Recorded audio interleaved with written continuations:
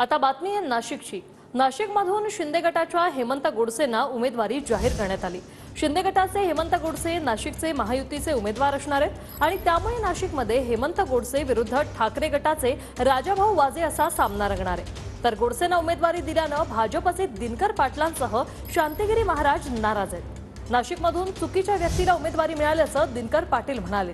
तर शांतिगिरी महाराज नाशिकमधून निवडणूक लढवण्यावर ठाम आहेत। आम्ही लढणार आणि आम्ही जिंकणार असं शांतिगिरी महाराज म्हणतायत। तर नाशिकची लढाई आता चित्र स्पष्ट झालंय। शिंदे गटाकडून हेमंत गोडसे विरुद्ध ठाकरे गटाकडून राजाभाऊ वाजे अशी लढत होणार आहे।